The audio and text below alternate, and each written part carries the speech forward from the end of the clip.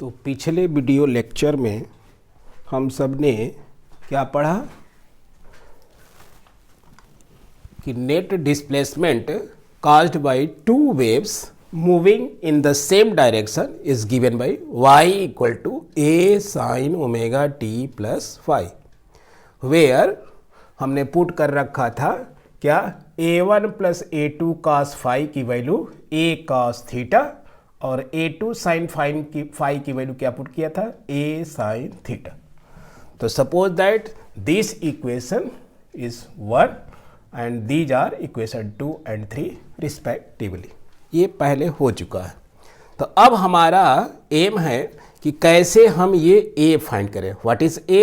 A is the amplitude of the resultant wave, यानी दो waves जब वन डायरेक्शन में मूव करके क्या करती है, सुपर इम्पोज करती है, तो उनसे एक न्यू वेव फॉर्म होती है। उस न्यू वेव का एम्पलीट्यूड अगर ए हो तो इस ए को निकालना चाहते हैं, कैपिटल ए, स्मॉल ए नहीं है। तो चलिए निकालते हैं। क्या करेंगे? स्क्वायर एंड ऐड, इक्वेशन 2 और 3 को क्या करेंगे? Square and add. जब भी साइन और कॉस फंक्शन आ जाए उनके साथ एक कांस्टेंट मल्टीप्लाई हो तो हमारा उद्देश्य क्या होता है, स्क्वायर और ऐड कर देंगे तो ये हमारा ए वैल्यू मिल जाएगा। क्यों? क्योंकि फार्मूला हम जानते हैं sine square theta plus cos square theta equal to 1, तो ये गायब हो जाएगा। तो ये दो वेरिएबल में से एक वेरिएबल गायब करेंगे तो एक वेरिएबल हमारा मिल जाएगा। तो क्या करेंगे? स्क्वायरिंग इक्वेशन 2 एंड 3 और देन ऐड। स्क्वायर किया और ऐड कर दिया, तो लेफ्ट हैंड साइड का स्क्वायर किया a1 plus a2 cos phi का होल स्क्वायर। इसका स्क्वायर करेंगे तो क्या आएगा? a2 sin phi इसका whole square. Right hand side में आ जाइए, ये क्या आएगा? A square cos square theta plus A square sine square theta. मिल गया। फिर इनको ओपन करिए, ए प्लस बी का whole square. This is A, this is B, तो क्या आएगा? a1 square plus a2 square cos square phi.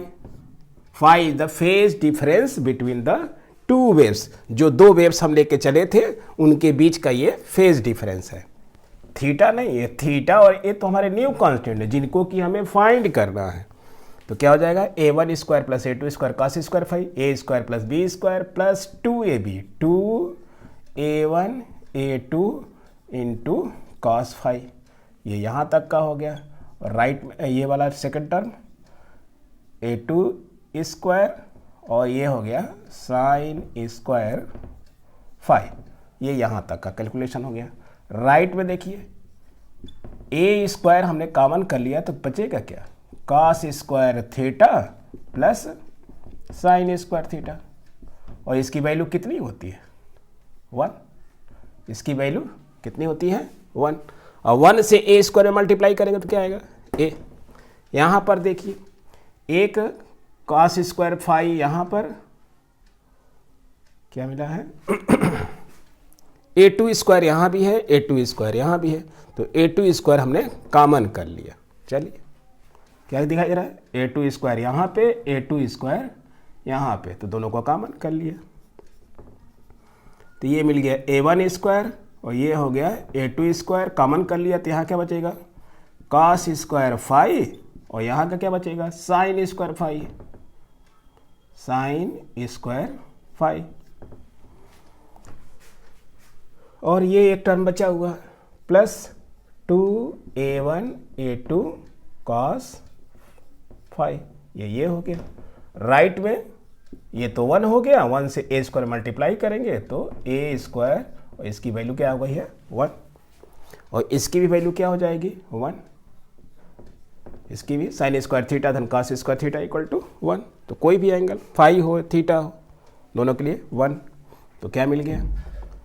a1 square plus a2 square plus 2a1 a2 cos phi, that is equal to a square. तो यहाँ से हम अगर amplitude ए निकालना चाहें, जो कि हमारा एम था, ये हमको निकालना है, तो क्या निकलेगा? ए की value, therefore amplitude of resultant wave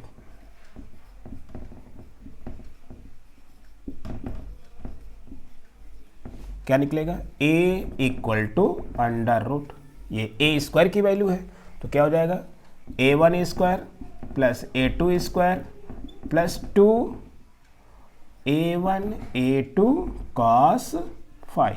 तो देख लीजिए राइट हैंड साइड में सब कुछ हमारा नोन है। A1 क्या है? Amplitude of the first wave. A2 क्या है? Amplitude of second wave. और फाइव क्या है? Phase difference between the two waves.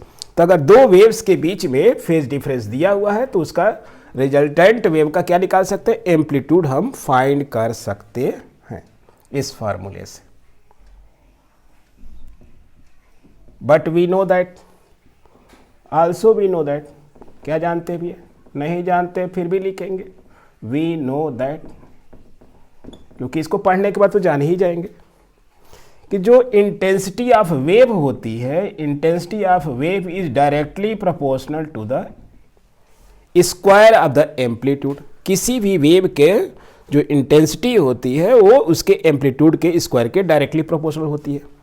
तो यहाँ देख लीजिए ये ए स्क्वायर है तो यहाँ भी आई आ जाएगा, यहाँ ए स्क्वायर A1 स्क्वायर तो यहाँ I1 स्क्वायर, यहाँ I2 स्क्वायर, यहाँ क्या हो जाएगा? Under root I1 under root I2 और ये इंटू cos फाइव। तो इस तरह से रिजल्ट क्या लिख सकते हैं? ए स्क्वायर की जगह पर क्या लिखेंगे? I। इसको इक्वेशन डाल दीजिए, इक्वेशन नंबर 4, तो यहाँ लिख दीजिए therefore by 4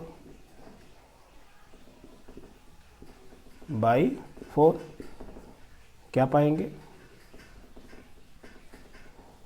I equal to A square की जगह पर क्या रखेंगे? I। A1 स्क्वायर की जगह पर क्या रखेंगे? I1।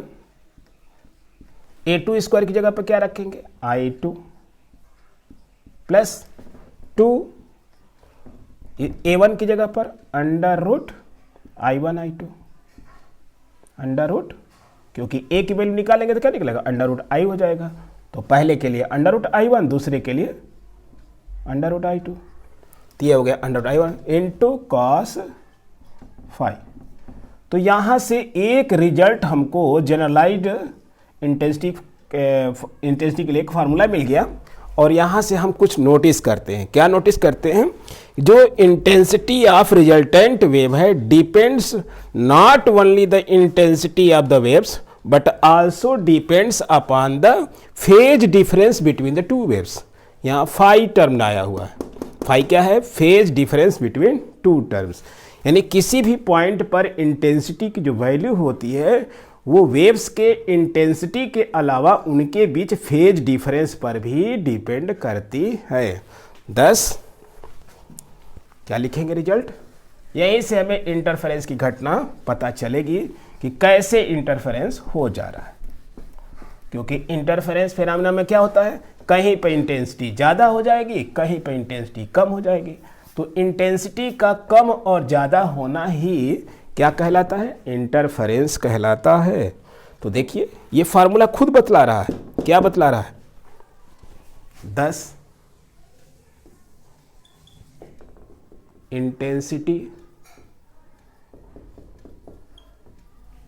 Of resultant wave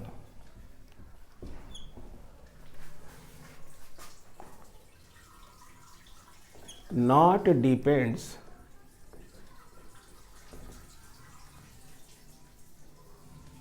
only on their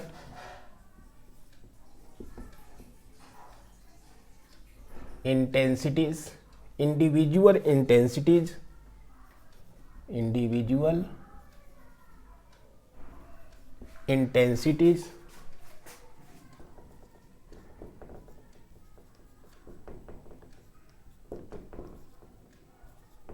but thus intensity of resultant wave not depends only on their individual intensity but also depends, यानी दोनों पर डिपेंड करती है, तो क्या लिखेंगे, thus intensity of resultant wave not depends only on their individual intensities but also depends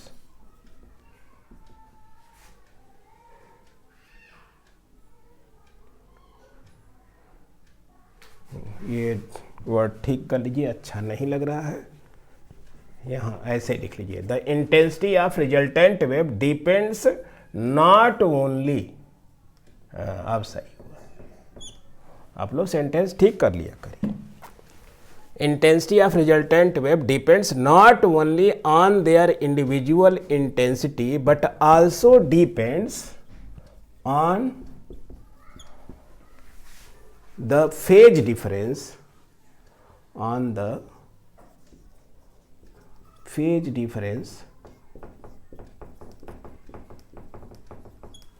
between the waves, phase difference यहाँ पर फाई है, क्या है, फेज डिफरेंस फाई बिटवीन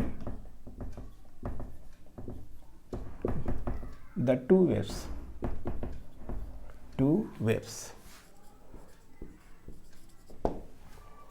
यानी फाई पे भी डिपेंड करता है, उनके इंटेंसिटी पे तो डिपेंड करता ही करता है। यहाँ हमने नॉट डिपेंड लिख दिया था, वो कहना था कि ये केवल इन्हीं पर निर्भर नहीं करता, एक चीज और पर निर्भर करता, वो क्या है, फाई। तो I1 I2 पर तो डिपेंड करेगा ही, क्योंकि ये आया हुआ है।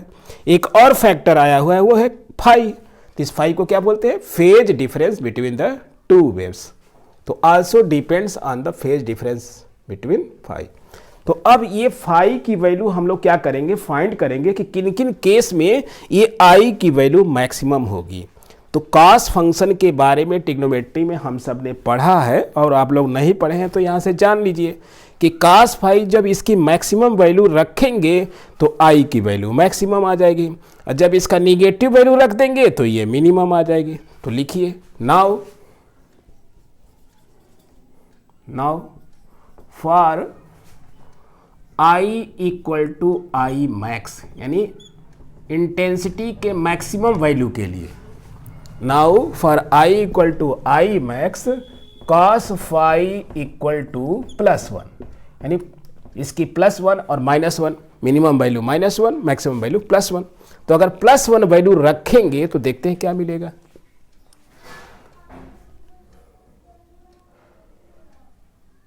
इसका मतलब कि फाई की वैल्यू क्या रख सकते हैं, एंगल फाई की value, imply that phi equal to, अगर फाई हमने 0 रख दिया तो देखें, रखिए फाई 0, कॉस 0 की वैल्यू क्या होती है, +1। अगर हमने 2 पाई रख दिया तब भी क्या आएगा, 0, कॉस 2 पाई की वैल्यू 1, कॉस 0, फिर 2 पाई, फिर 2 पाई और एंगल 4 पाई,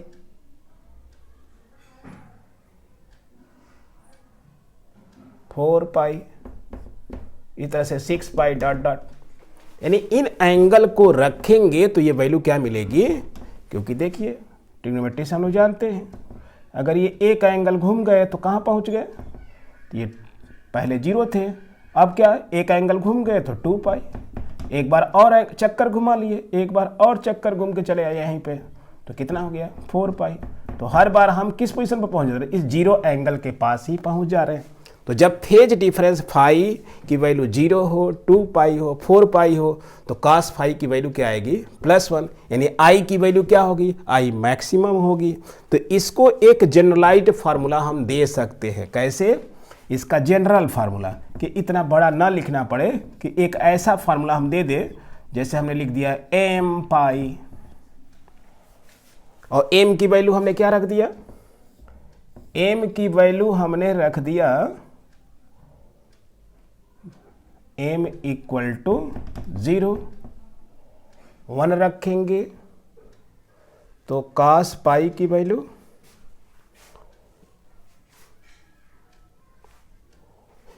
0 cos पाई की वैल्यू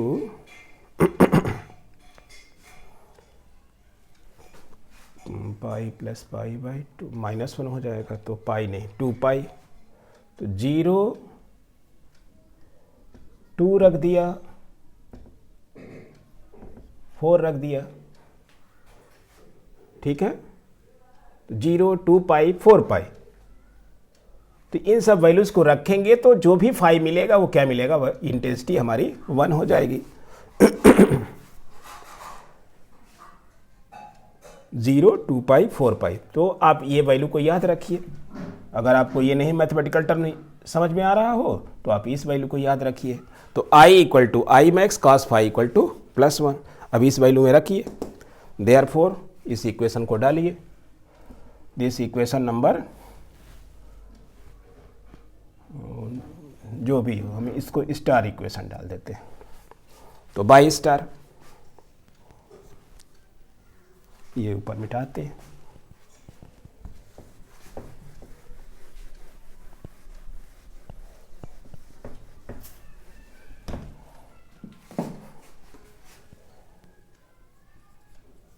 बाई इक्वेशन स्टार क्या मिल जाएगा, I equal to I1 plus I2 plus 2 under root I1 I2, क्योंकि cos फाई की वैल्यू कितनी हो गई 1, कितनी वैल्यू हुई, किसके लिए, I की वैल्यू मैक्सिमम निकाला है हमने, I की वैल्यू मैक्सिमम, I की वैल्यू मैक्सिमम वैल्यू कितनी आई, I1 प्लस I2।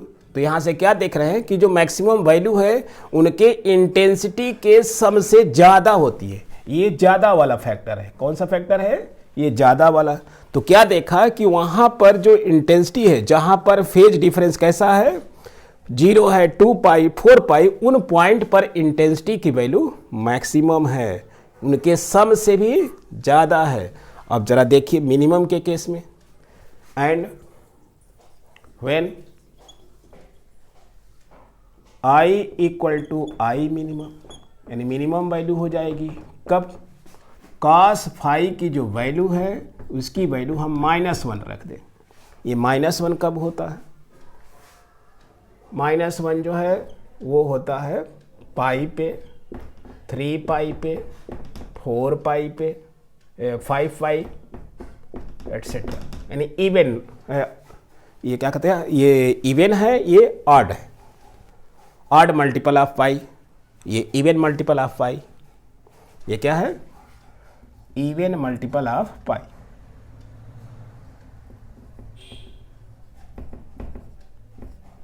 और ये है ऑड मल्टीपल ऑफ पाई। तो -1 रखिए तो क्या आ जाएगी value, therefore by star, by equation star, I equal to क्या देखेंगे, I की वैल्यू मिनिमम मिलेगी, तो क्या मिलेगी, I1 प्लस I2, यानी दोनों का सम किया, अब उसमें से एक फैक्टर घट गया, क्या, अंडर रूट I1 I2। ये माइनस क्यों आ गया, क्योंकि cos फाई की वैल्यू क्या आ गई, -1। तो क्या देख रहे हैं कि किसी पॉइंट पर इंटेंसिटी की वैल्यू मैक्सिमम हो गई और कहीं पर क्या हो गई, इन दोनों के सम से कम हो गई, कहीं पर उनके सम से ज़्यादा और कहीं पर उनके सम से कम। तो ऐसे इवेंट को ही क्या कहते हैं, इंटरफेरेंस कहते हैं। ये मैथमेटिक्स भी बोल रहा है कि इसकी ये वैल्यू रखेंगे तो मैक्सिमम और मिनिमम वैल्यू मिलेंगी। तो ऐसे इवेंट को क्या बोलेंगे, फिनोमेनन को क्या बोलेंगे, इंटरफेरेंस। तो अब देखना चाहते हैं कि अगर इस बात को, ये जो फेज डिफरेंस हमने लिखा है, तो फेज डिफरेंस के फेज के लैंग्वेज में बोला, अगर इसको वेवलेंथ के ऑर्डर, वेवलेंथ के लैंग्वेज में बोलेंगे तो कैसे, माने ये रिजल्ट हमारा कैसा होगा, इसको अब देखना चाहते हैं। तो चलिए देखते हैं, ये फार्मूला तो याद रहेगा।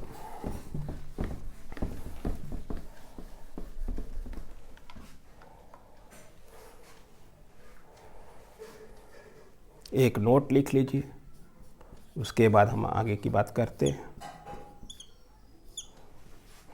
ये फार्मूला हम लोगों ने अभी देखा कि a² equal to A1² plus A2² plus क्या आया था 2a1a2 cos phi। ये फार्मूला अभी हम लोगों ने डिराइव किया। थोड़ा सा जगह बना देते हैं और a की वैल्यू जो होती है वो किसके i के डायरेक्टली प्रोपोर्शनल हो, तो i की वैल्यू क्या हो गई, तो यहाँ से अगर i मैक्स निकालेंगे तो क्या हो जाएगा, i की वैल्यू एक कांस्टेंट प्रोपोर्शनल और ये निकल जाएगा a1 square plus a2 square plus 2a1a2 और मैक्सिमम वैल्यू अगर निकालना चाहेंगे तो अभी चलिए अभी रखते हैं cos phi। ये हुआ और यहाँ से मैक्सिमम और minimum value for maximum and minimum value for maximum, therefore for maximum I max की मैक्सिमम इंटेंसिटी की वैल्यू क्या हो जाएगी, constant multiply a1 square plus a2 square plus 2a1a2 और फेज डिफरेंस cos phi की value क्या रखेंगे +1, तो उस केस में ये प्लस आ जाएगा। तो इस फार्मूले को क्या लिख सकते हैं, क्या लिख सकते हैं a प्लस बी का होल स्क्वायर, तो ये हो गया constant a1 plus a2 whole square. और सिमिलरली फॉर मिनिमम वैल्यू के केस में आई मिनिमम कितना आ जाएगा, कांस्टेंट और यहाँ पर रखेंगे cos phi की वैल्यू -1, तो ये आ जाएगा a1 माइनस a2 का, तो जो भी जिसका एम्पलीट्यूड बड़ा होगा a1 माइनस a2 का होल स्क्वायर निकालें चाहे a2 माइनस a1 का होल स्क्वायर निकालें, this is the positive difference. ये जो हमने टेढ़ा मेढ़ा बनाया है इसको क्या कहते हैं, पॉजिटिव डिफरेंस। यानी a1 बड़ा होगा तो बड़े में से छोटे को घटाएंगे, अगर a2 बड़ा होगा तो a2 माइनस a1 निकाल लें, तो ये वैल्यू आ गई। दिस इज इक्वेशन नंबर 1 और दिस इज इक्वेशन नंबर 2। अगर दोनों का रेशियो निकालना हो कहीं फार्मूले में कोई क्वेश्चन सॉल्व करने के वक्त तो क्या लिखेंगे, तो इस नोट में ही आगे लिखिए क्योंकि ये हमें ज़रूरत पड़ेगी। तो नोट का ये लाइन मिटा देते हैं, इतना जगह बना लेते हैं भाई, पूरा मिटा देंगे तो फिर आगे फिर कंटिन्यू कैसे होगा। देयरफॉर अगर इसका रेशियो निकाले, क्या निकाले, I max upon I minimum की वैल्यू हमारे पास क्या मिलेगी, इन दोनों का रेशियो a1 प्लस a2 अपान a1 माइनस a2 और ये पॉजिटिव डिफरेंस लिख लीजिए, कोई दिक्कत नहीं है, होल स्क्वायर। तो अगर दो वेव्स के एम्पलीट्यूड दिए हो तो उनके मैक्सिमम और मिनिमम इंटेंसिटी का रेशियो पूछा जाए तो इस फार्मूले से हम लोग निकाल लेंगे। तो जिस प्रकार से आपके मम्मी पापा रुपया पैसा दे देते हैं कि ज़रूरत पड़ने पर यूज़ करिएगा, वैसे ही आप न्यूमेरिकल प्रॉब्लम सॉल्व करने के समय अगर a1 a2 दिया हो और मैक्सिमम इंटेंसिटी और मिनिमम इंटेंसिटी का रेशियो पूछ रहा हो तो ये जो हमने आपको नोट जो है ज्ञान रूपी नोट दिया इसका यूज़ कर लेंगे। ओके, तो इसको हम लोग मिटाते हैं। अब आ जाते हैं अपने मेन पॉइंट पे कि अब ये जो इंटेंसिटी देखना चाहते हैं किसके फॉर्म में, वेवलेंथ के फॉर्म में, कि अगर वेवलेंथ के फॉर्म में निकालना हो तो इसको कैसे बोलेंगे। तो नोट नंबर 2 पहले लिख लीजिए, एक और ज्ञान ले लीजिए क्योंकि साइकिल हो सकती है पंचर। कि कहते हैं कि दो वेव्स जो है वो सेम फेज में मिल रही हैं, सेम फेज में, और फिर कहते हैं कि ये अपोजिट फेज में मिल रही हैं। तो इससे मीनिंग क्या है, अपोजिट फेज। तो जब दो वेव्स जो है सेम फेज में मिलती हैं तो हम कहते हैं कि उनके बीच का जो फेज डिफरेंस है या तो 0 है या क्या है 2 पाई है या 4 पाई है या डॉट डॉट। और अगर अपोजिट फेज में है तो ये फाई जो होना चाहिए या तो पाई हो, 3 पाई हो, 5 पाई हो। तो जब उनके फेज डिफरेंस इस प्रकार से हो तो हम कहते हैं कि वो अपोजिट फेज में मिल रही हैं। ठीक है, तो स्पेशली आप लोगों को ये 0 याद रखना है और ये पाई याद रखना है। यानी दो वेव्स सेम डायरेक्शन में चल के मिलेंगी तो सेम फेज में होंगी, और अपोजिट डायरेक्शन से मिलेंगी तो वो क्या होंगी, अपोजिट फेज में होती हैं। यानी उनके बीच का फेज डिफरेंस अगर 0 तो सेम फेज में, फेज डिफरेंस पाई हो तो अपोजिट फेज में मिलती हैं, या इनका मल्टीपल इस तरह से चले तो भी हम कहते हैं कि वो सेम फेज में, क्योंकि इन सब एंगल के रोटेशन के पश्चात हम 0 वाले पोजीशन पर ही क्या करते हैं, पहुंच जाते हैं। तो ये नोट भी याद रखिए, क्योंकि सेम फेज और अपोजिट फेज की बात अभी अभी होगी।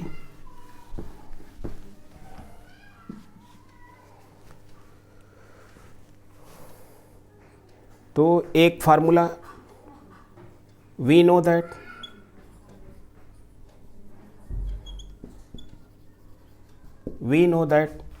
phase difference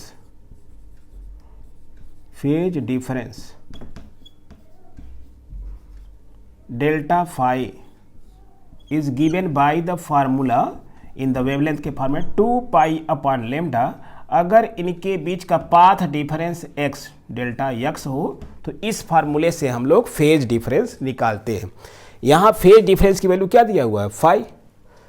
तो देखते हैं कि जब मैक्सिमम इंटेंसिटी है उस केस में फेज हमारे कैसे कैसे हैं, एम पाई।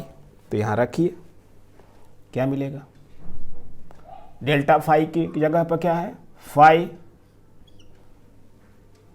और यहाँ 2 पाई अपान लेमडा और डेल्टा एक्स, ये तो हमको निकालना है। और फाई की वैल्यू, ये फाई की वैल्यू, ये तो हमारा फार्मूला है, क्या है, फार्मूला है। नहीं तो ऐसा ना समझिएगा कि यहाँ डेल्टा फाई लिखा, यहाँ फाई लिख दिया, क्योंकि ये हमारा फाई क्या है, phase difference between the two waves. यानी डेल्टा फाई की वैल्यू क्या दिया हुआ है, फाई। अब फाई की वैल्यू रखिए एम पाई, फाई की वैल्यू एम पाई, तो वैल्यू क्या मिली, 2 pi upon lambda delta x. तो डेल्टा एक्स की वैल्यू पाई से पाई कैंसिल, क्या मिला,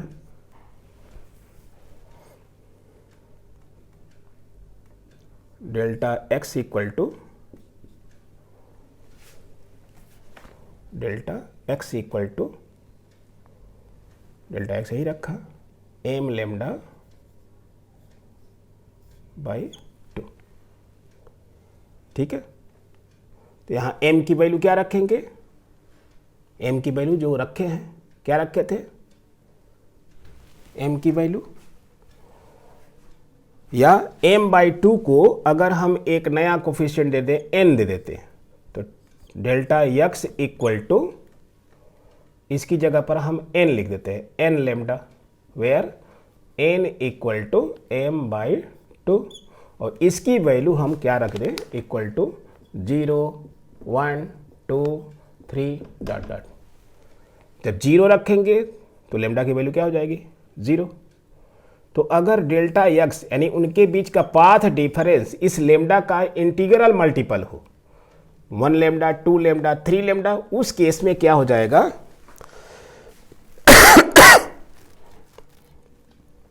ये जो वेव्स मिलेंगी वो सेम फेज में मिलेंगी, क्योंकि उस केस में हमारा 5 की वैल्यू क्या आएगा, 0 आएगा, 2 पाई आएगा, 4 पाई आएगा।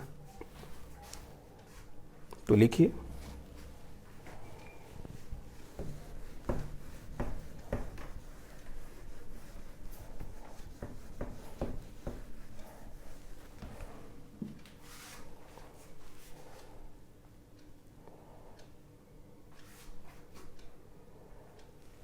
thus for same phase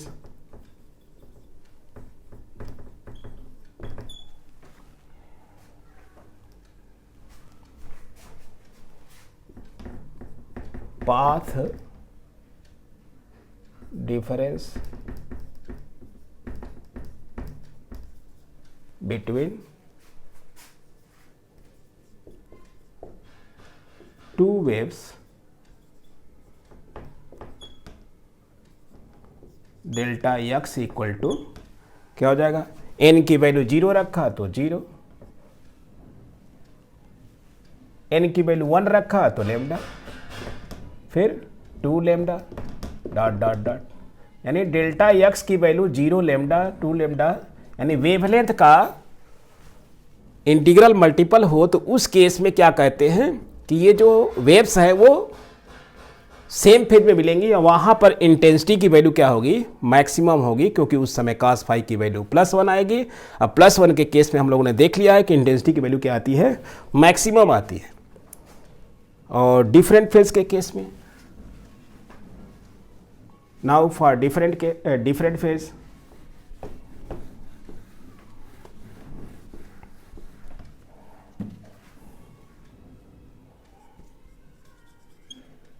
now for opposite phase,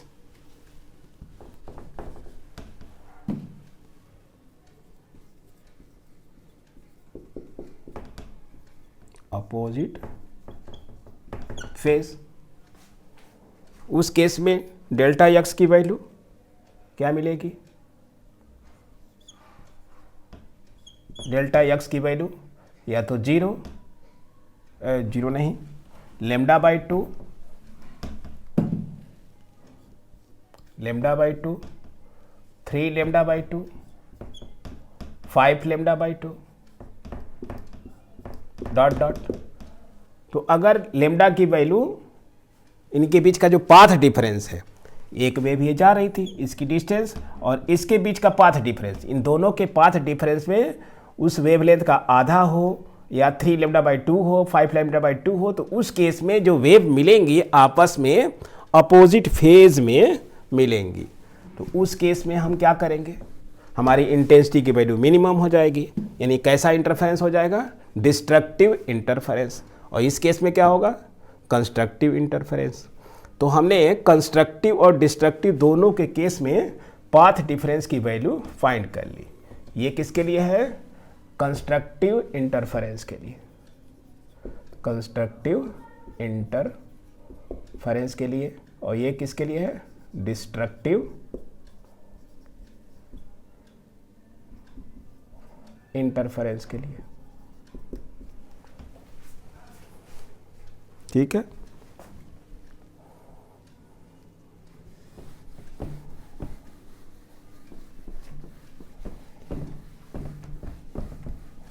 तो अब इन दोनों फार्मूले को जनरलाइज फॉर्म में लिख सकते हैं, general form of delta x, general for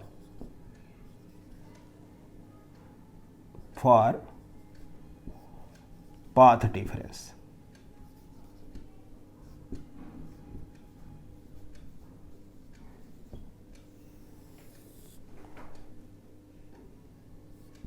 पहला है डेल्टा एक्स इक्वल टू, इसको क्या लिख सकते हैं, एम लेमडा।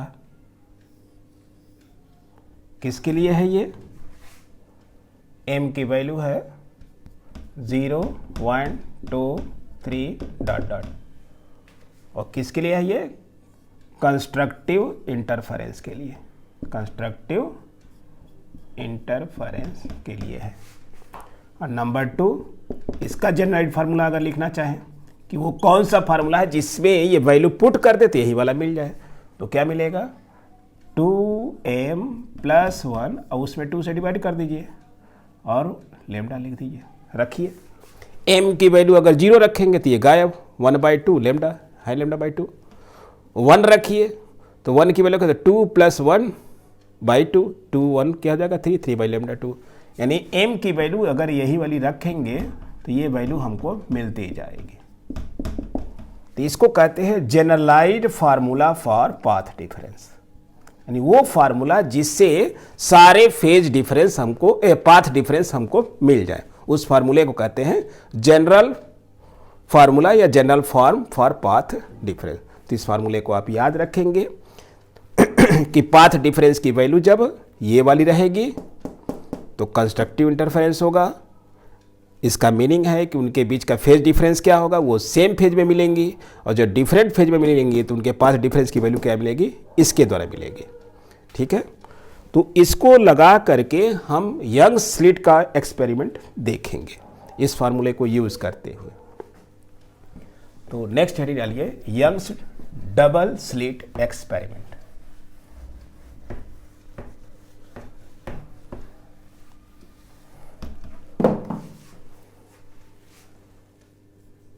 Young's experiment.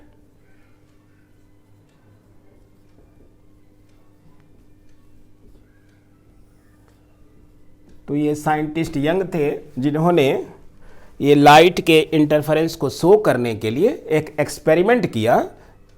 उस एक्सपेरिमेंट को क्या कहते हैं? यंग्स एक्सपेरिमेंट या यंग्स डबल स्लिट एक्सपेरिमेंट। तो इसमें देखिए 3 पर्दे होते हैं। ये हो गया एक पर्दा, फिर एक दूसरा पर्दा होता है और इससे कुछ दूर एक तीसरा पर्दा होता है। ठीक है, इन पर्दे को इंग्लिश में क्या बोलते हैं? स्क्रीन बोलते हैं। और इसके बीचों बीच ये रास्ता हमने अपनी सुविधा के लिए एक डॉटेड लाइन बना दी है, बीचों बीच डिवाइडिंग लाइन। ठीक है, तो यहाँ पर एक बिल्कुल शार्प पॉइंटेड होल होता है जिसको हम लोग स्लीट बोलते हैं।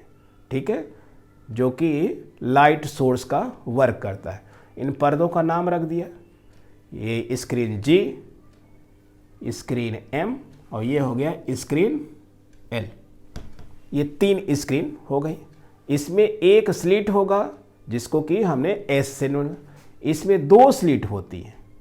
एक स्लिट ये हो गई और दूसरी स्लिट ये हो गई। ये स्लिट इस तरह से बनाई जाती है, स्लिट मतलब होल, शार्प होल। ये S1 S2 ये इस तरह से होती हैं कि इनकी डिस्टेंस इस S वाले से क्या हो? इक्वल हो। यहाँ से 5 सेंटीमीटर का ये है तो ये भी 5 सेंटीमीटर का डिस्टेंस पे होगा। और तो जब यहाँ से एक मोनोक्रोमेटिक लाइट जो है डालते हैं तो ये उसकी हमने प्लेन वेव फ्रंट बना रखा है। ये उसके क्रस्ट को और ये उसके ट्रग को शो कर रहा है। ये डॉटेड लाइन ये क्या है? Plane wave front, plane wave front of monochromatic light, monochromatic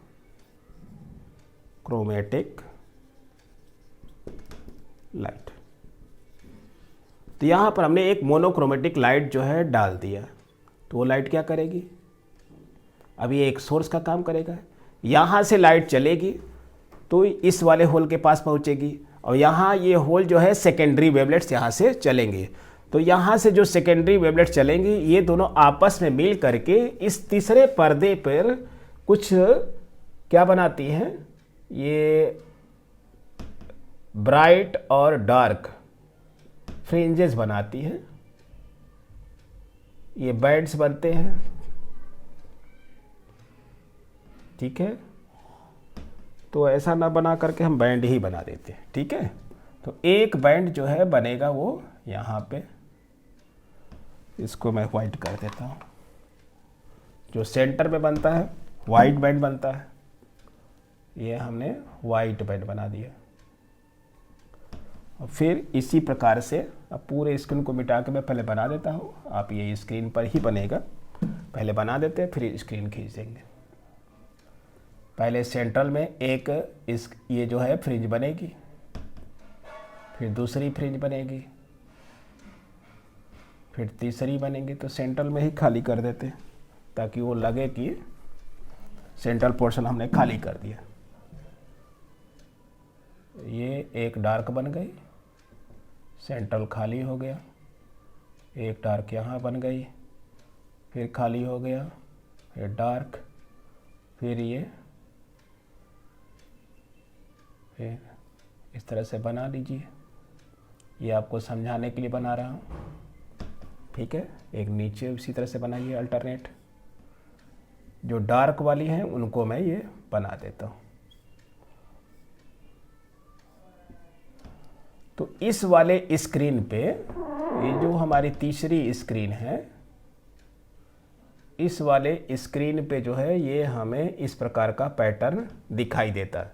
ये सेंटर में जो है वो ब्राइट, इसके बाद हमें ये डार्क, फिर वाइट, फिर डार्क, फिर ये डार्क।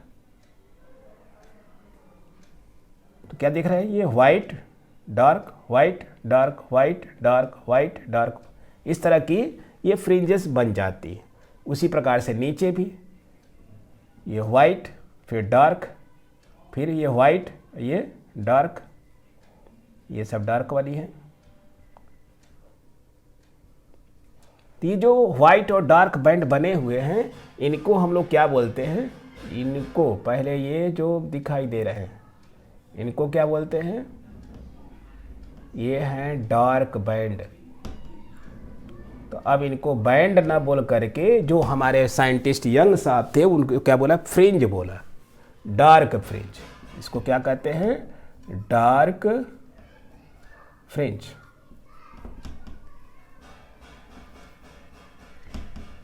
डार्क फ्रिंजेस, ये बैंड्स हो गए। हम लोग अपने पट्टी की लैंग्वेज में बोलते हैं कि ये पट्टियाँ दिखाई देती हैं, ठीक है। और ये जो दिखाई दे रहा है जो वाइट वाला पोर्शन है, ये वाला, ये और ये, इस पट्टी को क्या बोलेंगे, ये जो वाइट वाली दिख रही हैं इनको कहते हैं ब्राइट बैंड। अपनी बोलचाल की भाषा में ब्राइट बैंड बोलेंगे। और ये ब्राइट बैंड को यंग साहब क्या बोले थे, bright fringe, bright fringe.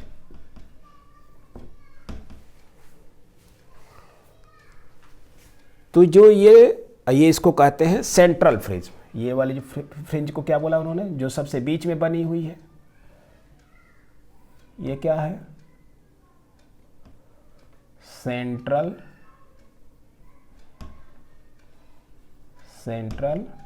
Bright fringe. जगह नहीं है तो नीचे लिख लेते हैं, सेंट्रल ब्राइट फ्रिंज, ठीक है। कौन वाली, ये जो बीच में बैठी है, आगे सुन, ये वाली, ये वाली, ये वाली, ठीक है। इसको आप लोग ये इसका ऐसे बना लीजिए ताकि लगे कि ये वाली है, नहीं तो ऐसे घुमा देंगे तो लगेगा कि ये वाली हो जाएगी, ठीक है। अब सही है। तो ये डार्क वाली जो दिख रही है वो डार्क बैंड, जिनको कि डार्क फ्रिंज बोलेंगे। और जो सेंट्रल में है उसको सेंट्रल फ्रिंज, ब्राइट फ्रिंज बनेंगे। सेंटर में हमेशा क्या बनती है, ब्राइट फ्रिंज बनती है, ये यंग साहब के हिसाब से। तो अब हम फार्मूला डिराइव करना चाहते हैं कि ये जो फ्रिंजेस बनी हैं इनकी जो विड्थ है, चौड़ाई, दो फ्रिंजेस के बीच के डिस्टेंस को क्या कहते हैं, फ्रिंज विड्थ बोलते हैं। क्या बोलते हैं, अगर ये दो फ्रिंजेस हैं चाहे इनके बीच का, तो इनके बीच का जो ये डिस्टेंस है इनको कहते हैं विड्थ ऑफ द फ्रिंज, और सिंबल W से डिनोट करते हैं। तो यहाँ हमने डार्क बैंड की डार्क फ्रिंज की विड्थ निकाली है। अगर हम इसको निकालें ब्राइट वाले की, तो इनके दो जो क्रम से आई हैं इनके बीच के डिस्टेंस को क्या बोलेंगे, फ्रिंज विड्थ। ये भी W देखेंगे कि दोनों की वैल्यू क्या आएगी, सेम आएगी।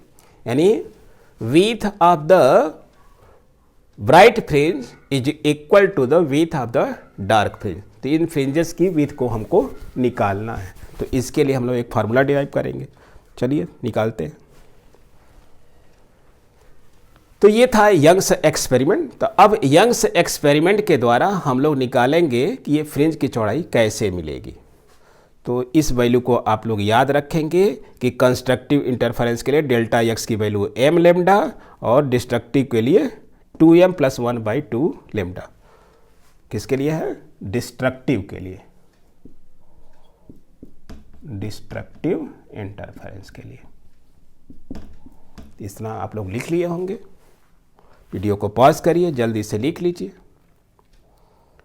ओके, तो ये हम मिटाते हैं।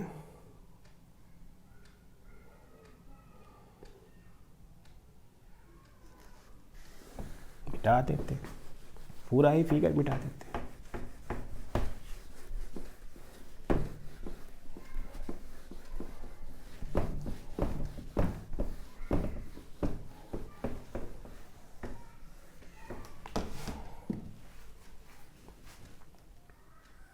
तो अभी हम लोगों ने देखा है कि यंग्स एक्सपेरिमेंट पे ये हमारे पास 3 परतें बना लीजिए। यहाँ पर एक स्लिट हमने बना लिया जिसको कि हमने इस पॉइंट से शो कर दिया, इसका नाम हमने एस रख दिया। यहाँ से वेव चली और वो इन 2 सोर्सेस के ऊपर पड़ी और यहाँ सोर्सेस का नाम S1 और ये दूसरा सोर्स S2। इनके बीच का डिस्टेंस हमने मान लिया कि कितना है 2D। Let the distance between the 2 sources is 2D। यानी इस सेंट्रल पॉइंट से, अगर इस सेंट्रल पॉइंट का नाम हम अगर O रख दें तो O से S1 का डिस्टेंस क्या है D और O से S2 का डिस्टेंस कितना है वो भी D है। ये जो पर्दा G है और ये पर्दा M और ये पर्दा L, screen G, screen M, screen L, ये जो इनके बीच का डिस्टेंस है ये क्या है वो कैपिटल D है।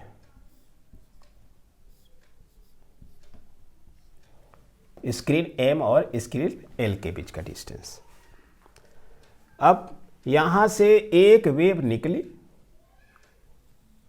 वो मान लीजिए कि इस वाले पॉइंट पर पहुंची और इस पॉइंट की इस सेंट्रल लाइन से जो डिस्टेंस है वो दे रखा है। इस पॉइंट का नाम हम क्या रख दें, C रख देते हैं, सेंट्रल पॉइंट। यहां से इस पॉइंट का जो डिस्टेंस है वो x है, तो इस डिस्टेंस x को मेजर करना चाहते हैं। तो दूसरी वेव जो है, ये तो पहली वेव यहां से निकली, पहली वेवलेट कहां से S1 से, दूसरी वेवलेट जो S2 से निकलेगी वो ऐसे जाएगी। वेवलेट्स और वेव दोनों सेम वेलोसिटी से चलती हैं, ये हाइगन्स ने बोल रखा था। तो अब इन दोनों का जो पाथ डिफरेंस है, एक पाथ की लेंथ है S1P, दूसरे की लेंथ है S2P, इनके बीच का जो डिफरेंस है उसी को कहते हैं पाथ डिफरेंस। तो यहां से हमने परपेंडिकुलर ड्रा कर दिया, कहां से, यहां से। अब इस OP, जो ये O हमारा सेंट्रल पॉइंट है, इस O को हमने डॉटेड लाइन से मिला दिया, किसको, P से। और ये जो लाइन OP है मान लिया कि कितना एंगल बनाती है, थीटा एंगल बनाती है। कितना एंगल बनाती है, थीटा। तो अगर ये एंगल थीटा है, ये वाला एंगल थीटा है, ये 90 है, 90 माइनस थीटा, तो ये वाला एंगल कितना हो जाएगा, थीटा। यानी एंगल S2S1N की वैल्यू क्या हो जाएगी, एंगल थीटा। तो हमें 2 ट्रायंगल मिल गए, कौन कौन, एक ट्रायंगल मिल गया S1S2N और एक ट्रायंगल मिल गया POC। और ये कैसे है, ये सिमिलर ट्रायंगल है। क्यों ट्रायंगल है सिमिलर, तो अगर किसी भी 2 ट्रायंगल में 2 एंगल इक्वल हो गए, अगर ये 2 ट्रायंगल दिया हुआ है, ठीक है, एक एंगल इसका और इसका एक एंगल, और फिर एक और एंगल कोई पकड़ लिया, ये वाला एंगल, यानी ये वाला एंगल इसके इक्वल और ये वाला जो एंगल है इसके इक्वल हो जाए तो कहते हैं कि ये सिमिलर ट्रायंगल है। तो 2 एंगल अगर इक्वल हो गए तो देख लीजिए यहाँ 2 एंगल इक्वल है, एक एंगल इसका 90, इसका भी एक एंगल 90, इसका एक एंगल थीटा, इसका भी एक एंगल थीटा है, इसलिए कैसे हैं, ये सिमिलर ट्रायंगल है। और सिमिलर ट्रायंगल में जो साइड्स होती हैं क्या होती हैं, एक दूसरे के प्रोपोर्शनल होती हैं।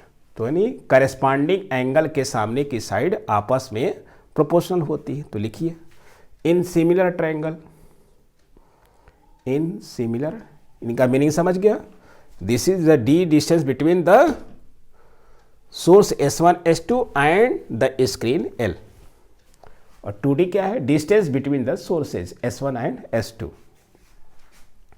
तो यहां इन फिगर लिख लीजिए, इन फिगर S1 यानी सोर्सेज के बीच का डिस्टेंस हमने क्या माना है, D, और ये जो डिस्टेंस है OC, स्क्रीन M और स्क्रीन L के बीच का डिस्टेंस हमने क्या मान लिया है, D। तो इन सिमिलर ट्रायंगल, सिमिलर ट्रायंगल कौन कौन, POC and triangle S1 S2n we have, देख लीजिए क्या चीज है ये। 2D देखिए किसके सामने का एंगल है, 90 डिग्री के सामने, यानी SS1 यहाँ 90 के सामने कौन सा डिस्टेंस है, OP। तो यहाँ लिखिए इस 90 के सामने ये 90 और ये 90, तो इसके 90 के सामने OP इक्वल टू, अब देखिए इस थीटा के सामने, इसके थीटा के सामने की डिस्टेंस क्या है, S2n, और इसके थीटा के सामने की साइड क्या है, x, यानी PC। तो करेस्पॉन्डिंग एंगल के सामने की साइड्स जो होती है वो प्रोपोर्शनल होती है, सिमिलर ट्रायंगल की प्रॉपर्टी है। अब इन वैल्यू को पुट कर दीजिए, S1 S2, इसकी वैल्यू क्या दिया है, 2D, तो यहाँ हमने 2D लिख दिया। OP ये सेंट्रल पॉइंट है। ये फिगर देखने में हमको ऐसा लग रहा है, लेकिन ये दोनों बहुत ही क्लोज में होती हैं, इसलिए ये जो OP डिस्टेंस है वो OC के इक्वल ही होती है, इनके बीच के डिस्टेंस के इक्वल होती है। तो ये OP की डिस्टेंस क्या हो जाएगी, D। आपको फिगर दिखाने के लिए ऐसा दिख रहा है, लेकिन ये चूंकि बहुत ही क्लोज डिस्टेंस है, ये जो सोर्सेस हैं इतने डिस्टेंस में बहुत बिल्कुल पास में है। जब पास में होंगे उस केस में ये जो OP की जो डिस्टेंस है वो equal to the distance between the two screens M and L के इक्वल हो जाएंगे। तो 2D/D, S2n ये तो हमको निकालना है, और इस PC की वैल्यू क्या है, x, तो यहां से हम निकाल सकते हैं, क्या निकाल सकते हैं, path difference S2n equal to, इसको यहीं रखिए, यहाँ मल्टीप्लाई कर दीजिए, क्या हो जाएगा, x मल्टीप्लाई 2D/D, ये हो गया इक्वेशन नंबर 1। S2n क्या है, path difference between two waves, therefore ना लिख करके लिख दिया, विच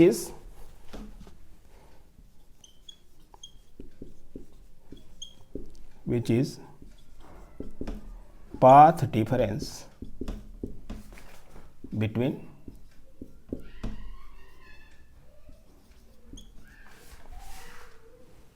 S2p and S1p, S2p and S1p। और पाथ डिफरेंस, पाथ का जो डिफरेंस होगा उसी को पाथ डिफरेंस बोलते हैं। That is S2p minus S1p की ही वैल्यू क्या है, ये पाथ डिफरेंस है। तो which is the path difference between S2p and S1p, between waves S2p and S1p, इनके पाथ का डिफरेंस हो गया। अब निकालना चाहते हैं क्या, कि सेम फेज में और डिफरेंट फेज में, सेम फेज में और डिफरेंट फेज में इनकी वैल्यू कितनी आएगी, क्योंकि हमें पोजीशन निकालना है किसका, डार्क फ्रिंज का, और ये तो किसी भी फ्रिंज का है।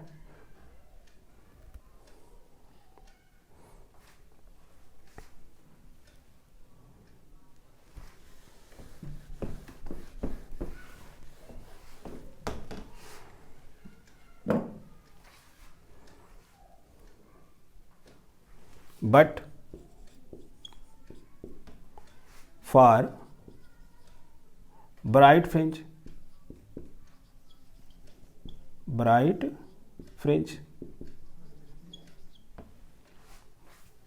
पाथ डिफरेंस की वैल्यू क्या आई थी, path difference delta x equal to wavelength के फॉर्म में कितनी आई थी, m लैम्डा आई थी कि नहीं आई थी, देखिए नोट में। For bright fringe delta x path difference equal to m lambda, and for dark fringe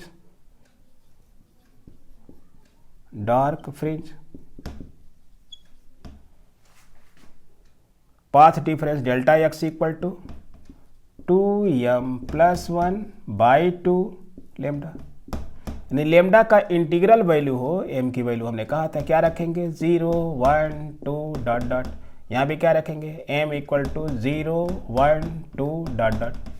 तो इन सब वैल्यूज को रखेंगे जो पाथ डिफरेंस की वैल्यू आएगी इनके द्वारा, तो इनके द्वारा मिलेगा तो वो डार्क फ्रिंज मिलेगा, और इसके द्वारा जो मिलेगा वो फ्रिंज कैसी मिलेगी, ब्राइट मिलेगी। तो रख दीजिए डेल्टा एक्स की वैल्यू, तो ये डेल्टा एक्स क्या है, पाथ डिफरेंस, पाथ डिफरेंस की वैल्यू हमने क्या रखा है S2n, यानी S2n की वैल्यू ये वाला जब रखेंगे तो कौन सी फ्रिंज मिलेगी, ब्राइट फ्रिंज मिलेगी। तो लिखिए for bright fringe,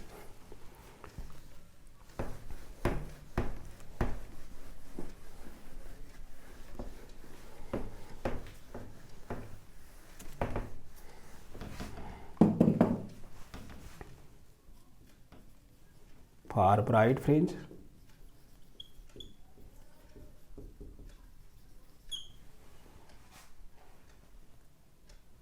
by equation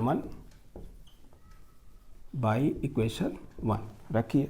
इस S2n ये पाथ डिफरेंस की वैल्यू क्या है m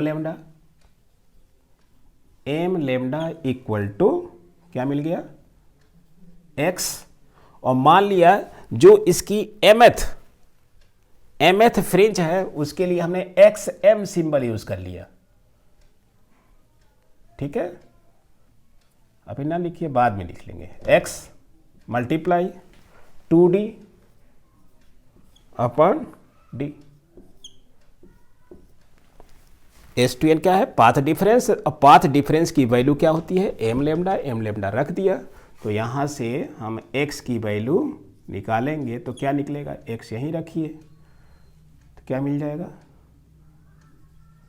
m lambda d upon 2d, ये 2d नीचे डिवाइड में हो गया, d मल्टीप्लाई हो गया, m बाहर, x की वैल्यू मिल गई।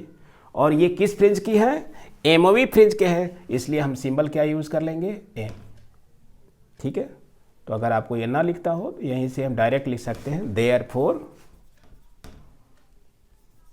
डिस्टेंस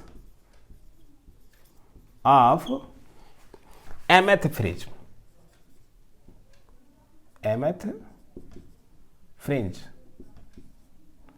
ब्राइट फ्रिंज, क्योंकि हमने ब्राइट वाले के लिए वैल्यू रखी है, mth ब्राइट फ्रिंज क्या हो जाएगा x, और इसका हमने m नाम रख दिया, जैसे x1 x2 रखते हैं ना, तो xm, ये x × m नहीं है, ये m1 m2 x1 x2 रखते हैं तो वही, तो m की वैल्यू जब 0 रखेंगे तो सेंट्रल वाली मिलेगी, x = m की वैल्यू 1 रखेंगे तो उस समय पहली मिलेगी, 2 रखेंगे तो दूसरी मिलेगी, 3 रखेंगे तो तीसरी मिलेगी। तो क्या मिल जाएगा xm = m lambda d upon 2d। यहाँ 2d लिखा गया है, एक स्मॉल d है एक कैपिटल D है, ये 2d क्या है distance between the two sources, और कैपिटल D क्या है distance between source and the screen.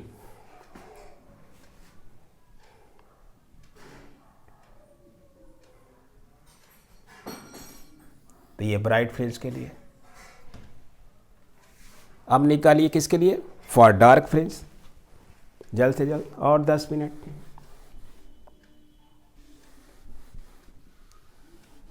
और डार्क फ्रिंज के लिए डेल्टा एक्स की वैल्यू क्या होती है, ये देखिए मैंने छोड़ दिया है, फॉर डार्क फ्रिंज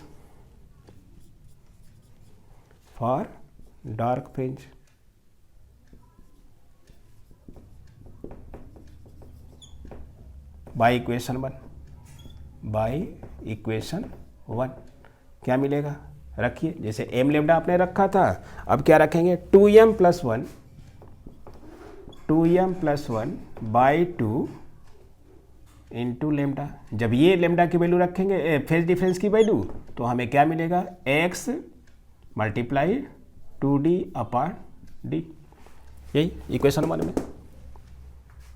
ये पाथ डिफरेंस की वैल्यू हमने रखा, पहले रखा हमने किसके लिए ब्राइट के लिए, अब क्या रखा डार्क फ्रिंज के लिए। तो यहां से वैल्यू क्या मिलेगी x =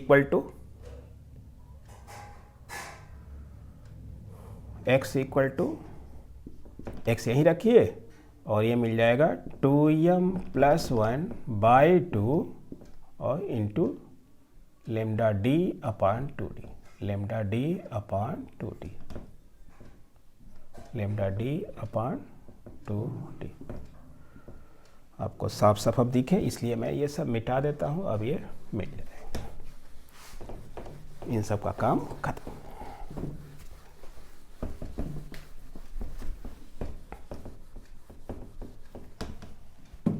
तो जिस प्रकार से यहाँ x की वैल्यू ये मिली, तो ये है हम इस फार्मूले से मिलेगी mv डार्क फ्रिंज की डिस्टेंस मिलेगी। देयरफॉर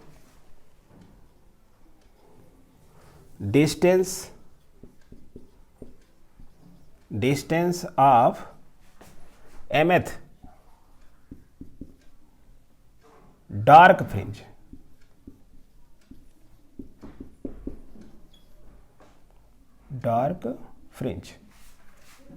क्या मिलेगा, हमने इसमें सिंबल डाल दिया xm, क्या मिल जाएगा 2m+1/2 और क्या मिल गया लेमडा डी अपान 2d। हमने ये रख दिया distance of mth dark fringe. तो जब इन फ्रिंजेस का पोजीशन हमें पता चल जाएगा तो दो कॉन्सिक्यूटिव फ्रिंजेस के बीच के डिस्टेंस को ही क्या बोलेंगे, विड्थ ऑफ द फ्रिंज।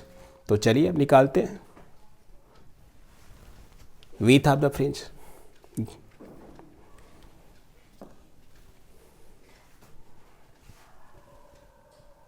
इसको मिटा दिया।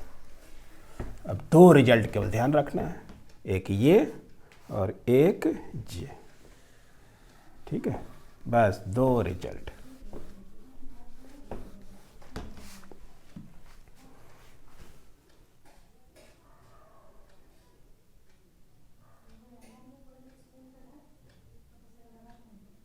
Now width of the fringe, width of the fringe, ये चाहे डार्क हो चाहे ब्राइट हो, ब्राइट और डार्क, बी लिखा हूं ब्राइट के लिए और डी लिखा हूं डार्क के लिए। तो ब्राइट और डार्क W इक्वल टू क्या फार्मूला है कि एक निकालिए किसका, उसके आगे वाली यानी xm+1 उस वाले फ्रिंज का पोजीशन माइनस xm, ये वाला फार्मूला लगा देंगे तो हमें क्या मिल जाएगा, फ्रिंज की विड्थ मिल जाएगी। तो जब ब्राइट के लिए निकालना होगा तो ब्राइट की वैल्यू रखेंगे, जब डार्क के लिए रखना होगा तो डार्क की वैल्यू रखेंगे। तो चलिए ब्राइट वाली वैल्यू रखते हैं। Therefore, width of the bright fringe,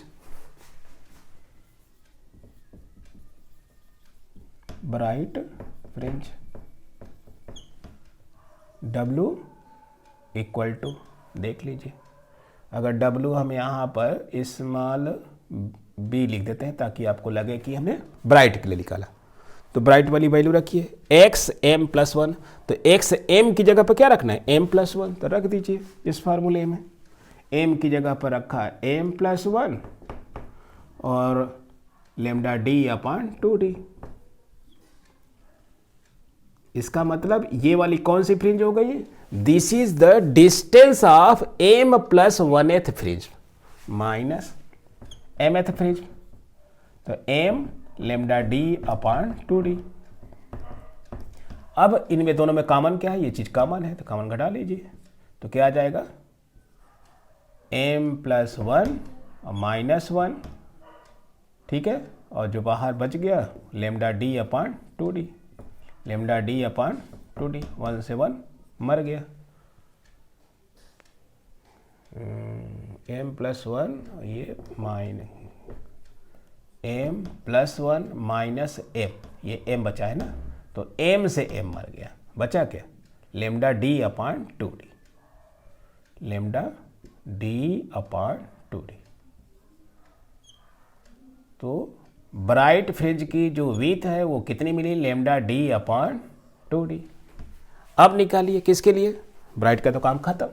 तो क्या देखा, ब्राइट फ्रिंज की जो विड्थ है किन किन बातों पर डिपेंड करती है, वेवलेंथ ऑफ द वेव, और d distance between the screen, 2d distance between the sources. इन बात पर ये डिपेंड करेगी कि फ्रिंज की चौड़ाई कितनी होगी। अब निकालिए, एंड विड्थ ऑफ द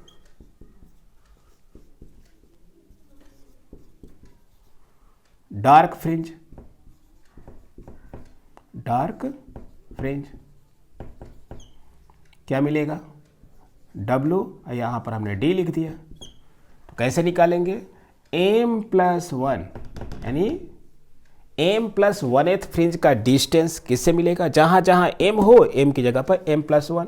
तो देखिए 2 है तो 2 लिख दिया, m की जगह m+1 +1, बाई 2 है तो बाई 2 लिख दिया, और ब्रैकेट तो ब्रैकेट, और into lambda D upon 2d, lambda D upon 2d,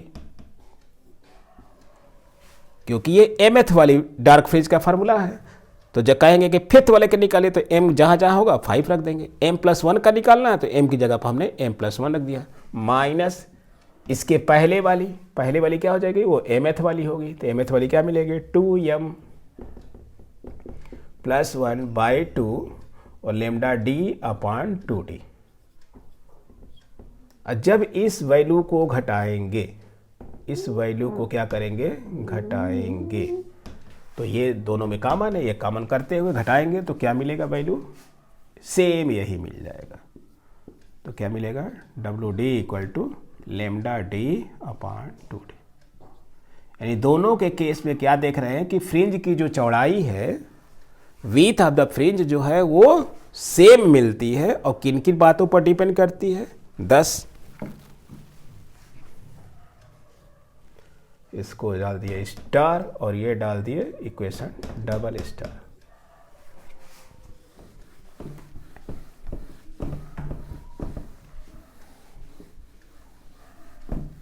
बस इसी के साथ ये चैप्टर खत्म। तो by star and double star क्या नोटिस करते हैं कि width of the bright fringe equal to width of the dark fringe equal to lambda d upon 2d। तो ये हमारे यंग भैया इस रिजल्ट को दे दिए। इस फार्मूले से हम किसी भी फ्रिंज की विड्थ जो है निकाल सकते हैं। तो यहाँ से रिजल्ट क्या मिला, तो रिजल्ट हमारा क्या मिला, तो उस रिजल्ट को लिख लीजिए। रिजल्ट्स, पहला रिजल्ट मिला कि जो विड्थ की वैल्यू है वो is directly proportional to wavelength, यानी जो लाइट यूज कर रहे हैं उस वेवलेंथ के डायरेक्टली प्रोपोर्शनल होगा। यानी जिस लाइट की वेवलेंथ ज़्यादा होगी उस लाइट के लिए विड्थ की चौड़ाई क्या होगी, ज़्यादा होगी। नंबर 2, ये जो विड्थ की चौड़ाई है डायरेक्टली प्रोपोर्शनल टू डी, यानी स्क्रीन, अगर स्क्रीन जो है पास में रखेंगे तो क्या होगा, उसकी चौड़ाई कम मिलेगी। स्क्रीन को ज़्यादा दूर करेंगे तो फ्रिंज की चौड़ाई क्या मिलेगी, वो ज़्यादा मिलेगी। नंबर 3, ये जो फ्रिंज की वैल्यू है डिपेंड करती है इनके सोर्सेज के बीच के डिस्टेंस के इन्वर्सली प्रोपोर्शनल, यानी सोर्सेज के बीच का डिस्टेंस अगर बढ़ा देंगे तो पतली पतली फ्रिंजेस बनेंगी, मगर सोर्सेज को बिल्कुल क्लोज में रखेंगे तो बहुत ही चौड़ी फ्रिंज मिलेगी और स्पष्ट दिखाई देगी। तो इस रिजल्ट को आप याद रखेंगे कि विड्थ की जो चौड़ाई है directly proportional to the wavelength of the lambda, directly proportional to the D and inversely proportional to 2d। और इसी के साथ ये चैप्टर हमारा, और एक इवेंट है डिफ्रैक्शन और इंटरफेरेंस। तो इंटरफेरेंस तो हम लोगों ने देख लिया कि when two waves moves of same frequency moves in one direction then there by their superposition intensity at some point becomes maximum and at some point becomes minimum. This event is known as interference. But ये देखिए light इधर से आ रही है, तो ये light जब इस ऑब्स्टेकल पर पड़ती है तो इसको जाना चाहिए था इधर सीधे, ऐसे जाना चाहिए था, मगर ये क्या करती है, यहाँ से थोड़ी सी बेंड हो जाती है। क्या करती है, बेंड हो जाती है। तो इस बेंडिंग को कहते हैं डिफ्रैक्शन। इस डिफ्रैक्शन की वजह से देखिए, अगर हम ये ऑब्स्टेकल इसके पाथ में हमने डाल दिया तो क्या देखा कि ये ऐसे ना जा करके इस पर बेंड हो जाती है। तो इस बेंड होने को क्या कहते हैं, डिफ्रैक्शन। तो ये डिफ्रैक्शन के पॉइंट को के साथ ही ये चैप्टर जो है हमारा फिनिश हो जाता है। Thank you.